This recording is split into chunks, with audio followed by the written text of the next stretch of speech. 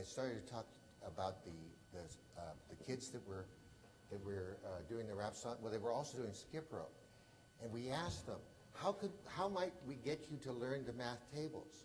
And one of the girls said, you know, we sing when we do the skip rope. We could do a shout out of 9 times 9 or 5 times 3, and that's they started doing that. Guess what? Their math performance went up. If you want to look on iTunes too, there's a lot of math songs out there that kids have written to do that, to learn some of those things. I think games are one of the basic game design elements is instantaneous, constant feedback to your learners so they can modify their performance. Talk to us about games and other types of real assessment. You know, I wrote a paper that's in Science Magazine detailing the many ways in which games tend to be far superior learning vehicles to lecture. And on average, they deliver learning outcomes that are somewhere between 7 and 40% better. 7% if you compare it to a highly interactive classroom that's well designed, 40% if you're in a huge college lecture hall listening to somebody mumble at the front. Okay? And the trick of it is not that it's a game, but that it has inherent pedagogical structures that are much better than your average lecture structure. So one of the things is it's delivering information via multiple modes at once, visual, auditory, kinesthetic, okay? Another thing is, as you pointed out, these things are user tested out the wazoo before they ever see anybody. How many times has a textbook been given to 1,000 kids? Every piece of comprehension relative to the textbook has been scrutinized to see whether it's clear.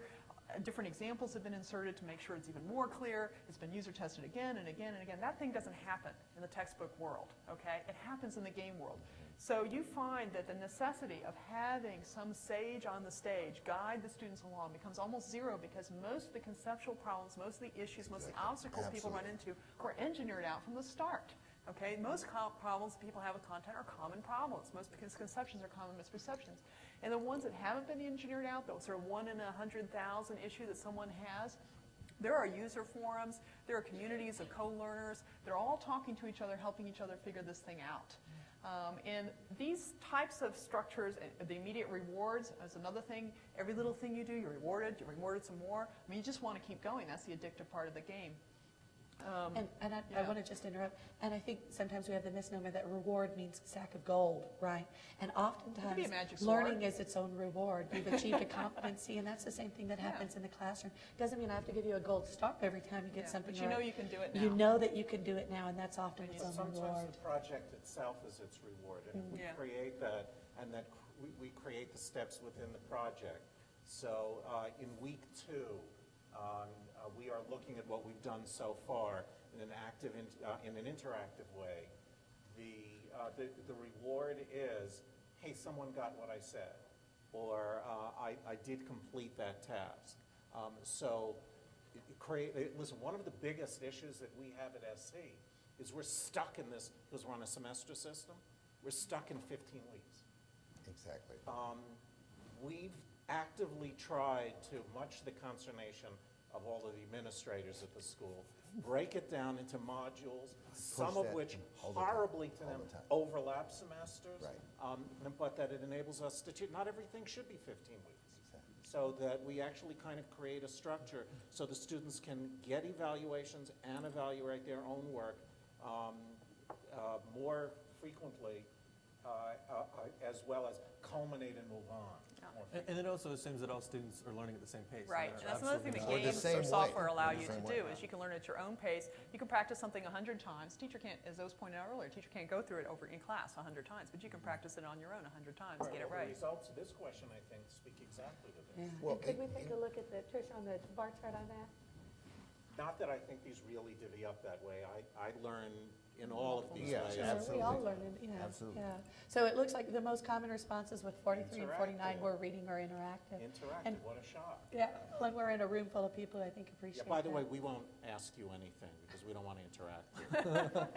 Can I ask, just one thing, and that is that, you know, the thing about it is, I think it's very empowering for teachers, because the kids are starting to learn and they become contributors. They send you email, you know, they start giving you suggestions of things that work. Oh, have you tried it this way? So it changes the nature of learning. I want to talk for a minute about how how the different needs that students bring to the classroom now than perhaps they did 20 years ago.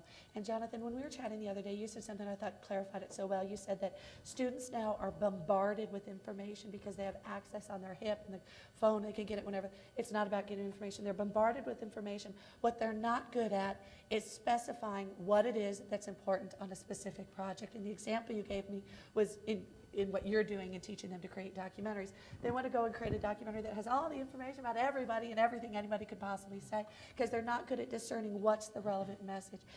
Give us some examples of how you teach them this new skill. But I know if we had a magic bullet, how can you get them to pull out the information that's relevant for what they need? Yeah, our problem is that, you know, NMSU is in the year of sustainability, so a lot of them are going off and making documentaries about sustainability, and that's a pretty broad subject. And their problem is when they first come, I think I used this example before, that sometimes they'll turn in, I'll say, I need an outline of what you want your documentary to be about, and they'll give me a Google search. I said, well, this is going to be a little broad, because you can see there was 32 million hits on that. So we probably need to pare it down, and it's, well, as we say in our department, we say, the nail doesn't have to be a house, it just has to be a nail. And so they have to, what we have to teach them to do is how to construct, and in the narrative we use that through montage, and through documentary we can still use montage, but we have to say, you have to let this particular scene stand on its own. It has to say this one thing, and then the next scene has to say this, and then you have to trust whoever you're showing this to create the third idea in their head, the theory of montage, right? Eisenstein. I've heard of that. Yeah, yeah. So we all, but but we assume that as they come in that they understand that, and they don't. So what we've got is they want every scene to be the entire documentary.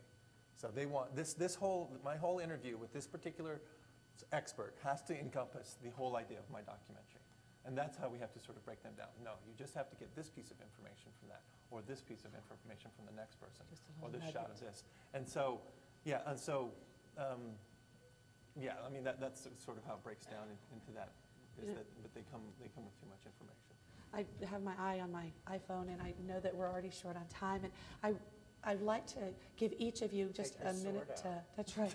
I'd like to give each of you to take away. Someone told me yesterday they were in a workshop, and I suspect the people are here who did it, where they turned their science education around, and they said, what we're going to do now is the lecture for chemistry or biology, I'm not sure what it was, that's going to be your homework, and class time is going to be when you work on the problem solving. So we're going to do the lecture, you learn the content tonight, tomorrow morning we're all going to get together and solve problems. So I thought that was a very specific real world example of what we can take to our classrooms tomorrow. How do we reshape what can they do on their own easily, and what do they need me as a teacher, a facilitator, and their co-learners to work through a problem together. Could you all give us a brief, specific, real-world example of what we can take home today and change in our approach to education? Well, and you're starting from that end. Right? Well, I think that the peer-based learning turns out to be extremely important. Studies have shown that collaborative learning yields learning outcomes about 50% better than solo learning. And yet our minds are still set in the, I've got to do my homework alone, I've got to master this material alone, I have only the teacher is the authorized dispenser of information. And it is so easy, even in a traditional bricks and mortar classroom, to turn that around and to create group projects, to encourage collaboration, and to not be afraid that, you know, everybody except one person in the group is a slacker. And actually there are now social networking tools that will allow you to tell who the slackers are. So there are ways actually to do that analysis. And so learning from each other, the peer-to-peer learning is just huge. And that's how you learn on the job. You go and ask your coworker next door. You try